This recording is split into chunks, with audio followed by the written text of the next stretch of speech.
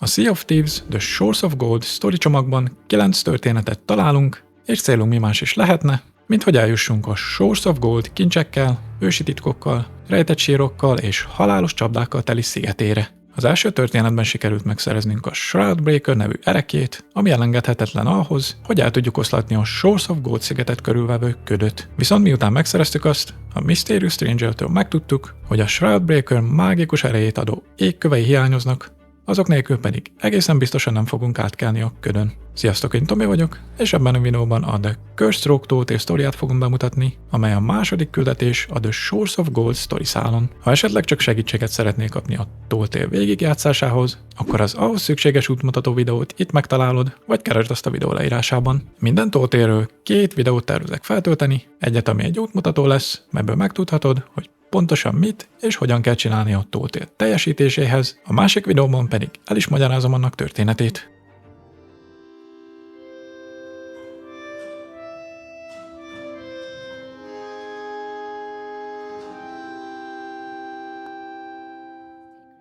A Cursed Rogue történetben Plunder Outposton Madame Olivia egy igencsak nehéz feladattal bíz meg minket. A legenda úgy tartja, hogy Captain Briggsynek sikerült eljutni a Shores of Goldra, így nagy eséllyel tudja, hogy hol rejtőznek a Shroudbreaker hiányzó égkövei. Briggsy, ahogy sokan mások is, egy kalandra, kincsekre vágyó kalóz volt, egy ilyen kalandozás során hallott a Shores of Gold kincseiről. Viszont a dolgok nem egészen úgy alakultak, ahogyan azt ő elképzelte, ugyanis nem sokkal a szigetre való megérkezése után csontvázátokkal lett sújtva, így lett belőle egy félelmetes Skeleton Lord. Hogy pontosan mi is történt vele, az a történet későbbi részeiben fog kiderülni.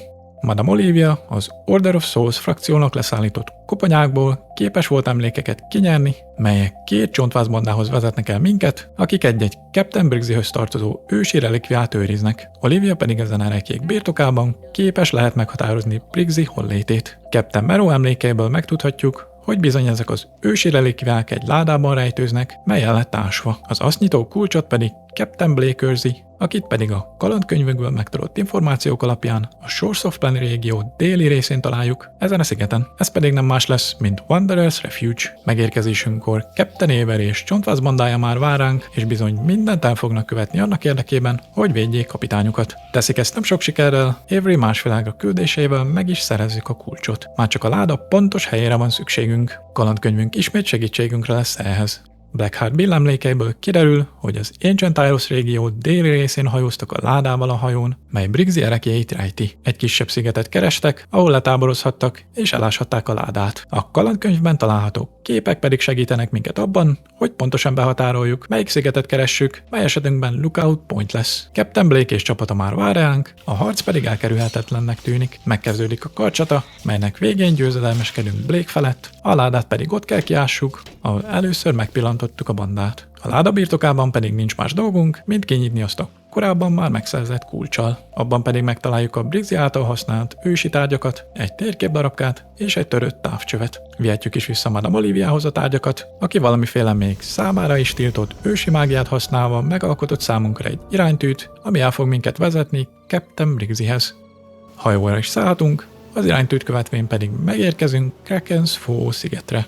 Ahogy haladunk a sziget közepe felé, hallhatjuk is Briggsyt álmodozni arról, hogy mi mindent szeretne tenni, ha egyszer sikerülne megszabadulni a csontvázátoktól és visszanyerni emberi formáját. Lehet, hogy a szíve mélyén maradt még egy kis emberség Captain Briggsyben?